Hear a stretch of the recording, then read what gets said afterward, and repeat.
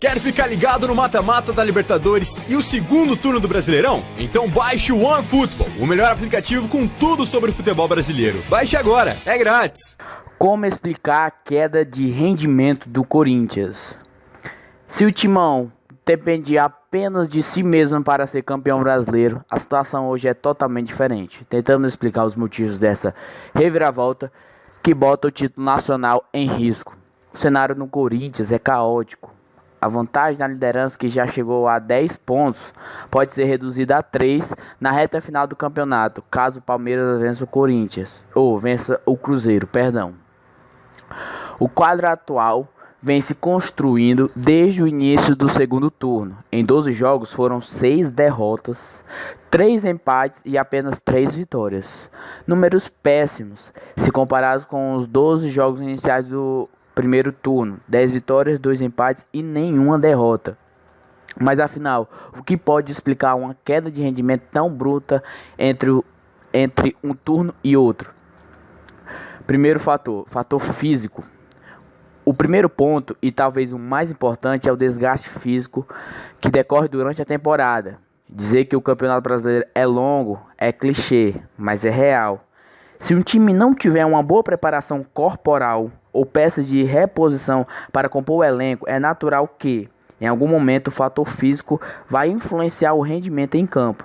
Além do mais, soma-se ao longo do Brasileirão as outras competições paralelas. No caso do Corinthians, a Copa do Brasil até abril e a Copa Sul-Americana até setembro. O desgaste físico fica evidente em campo ao observarmos a diminuição da movimentação dos jogadores, especialmente quando o time tem a posse de bola, certo?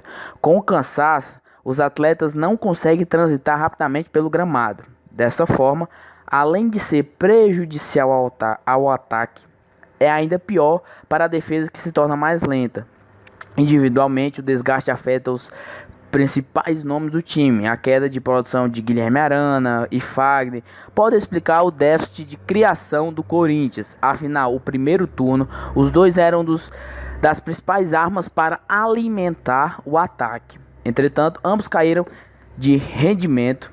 Fagner comete muitos erros de passe e Arana já não é mais perigoso. Além disso, os laterais não conseguem voltar de forma rápida e eficiente para compor a defesa. O ataque também é prejudicado pela queda de produção dos meias Jadson e Rodriguinho. Se no primeiro turno o Corinthians marcou 32 gols, no segundo as redes apenas por 8 vezes, certo? Balançou as redes apenas 8 vezes. E mesmo com atuações abaixo do esperado, o técnico Carille parece insistir com as mesmas peças e não testar algo novo. A mudança talvez venha somente agora que o time se complica na tabela, no confronto direto contra o Palmeiras. Carille admitiu a possibilidade de colocar Cleison entre os titulares. Dos 8 gols marcados no segundo turno, o atacante foi responsável por 4. Então ele é uma boa chave aí para o Corinthians voltar a balançar as redes, certo? Segundo fator, lesões. As lesões são decorrentes do desgaste físico da temporada. No primeiro turno, o Corinthians também sofreu com a ausência dos jogadores machucados. Entretanto, para a segunda metade do campeonato, peças-chave apresentaram dificuldade de recuperação. Certos jogadores importantes não se recuperaram tão rápido. O zagueiro Pablo, por exemplo, se lesionou ao final do primeiro turno, retornou na 22ª rodada contra o Coritiba, mas a alegria não durou muito tempo e o jogador se machucou novamente. Sua ausência na equipe desestabilizou a defesa, que sofreu queda de rendimento em 10 jogos sem Pablo. O Corinthians venceu apenas a metade. Outro que vem sofrendo com lesões é Arana. Apesar de não ter participado apenas de 4 jogos durante o Brasileirão, o lateral suporta constantemente dores no corpo devido à fibrose, um aumento de tecidos em processo de cicatrização, tá, galera? Então, Arana também, ele sofre muito com as lesões.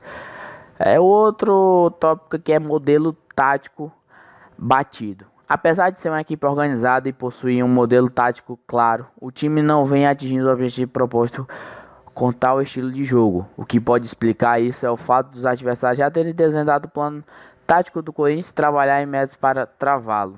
No último jogo, por exemplo, a Ponte conseguiu fechar as opções de saída de bola do time, seja pelas laterais ou pelo meio de campo. O técnico Carille precisa repensar o seu plano tático e tentar criar opções para furar o bloqueio dos adversários. A situação não é nova no futebol. Todo time, uma hora ou outra, precisa se reinventar. E parece que chegou a vez do Corinthians. Não é necessário exagerar e fazer uma reformulação total no elenco. Às vezes uma substituição como Cleison no lugar de Jadson pode fazer a diferença. Outro fator, psicológico. Por fim, o último motivo que ajuda a explicar a queda de rendimento do Corinthians é o emocional dos jogadores.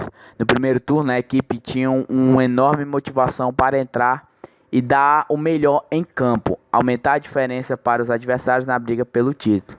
O Corinthians passou a virada de turno com 8 pontos a mais que o vice-líder da época, o Grêmio. A vantagem fez com que os jogadores relaxassem e o próprio atacante Jô admitiu isso, certo? Após as últimas partidas, foi comum ouvir os atletas cobrando mais concentração em campo por parte dos colegas. Talvez com a nova pressão do Palmeiras se aproximando, os jogadores ganhem um gás extra para a reta final da competição. Resta saber se não será tarde demais. Pois é, galera, como vocês podem ver aí, certo? O Corinthians começou o campeonato muito em alta e muito crescente, sim, certo? Abalando os adversários. Só que relaxou, não continuou com a mesma pegada, né, de sempre, do início do campeonato, por esses fatores que nós dissemos. Então ele acabou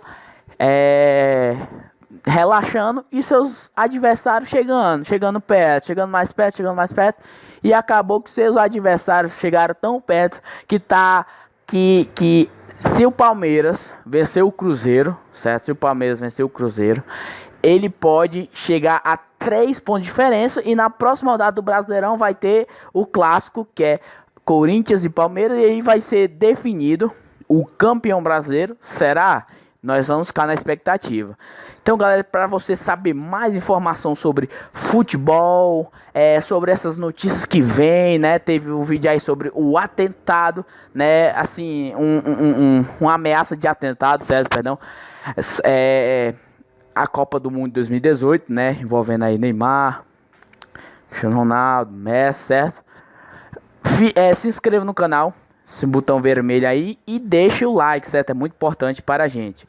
Então, galera, fique ligado nos próximos vídeos. É isso, falou e é nóis!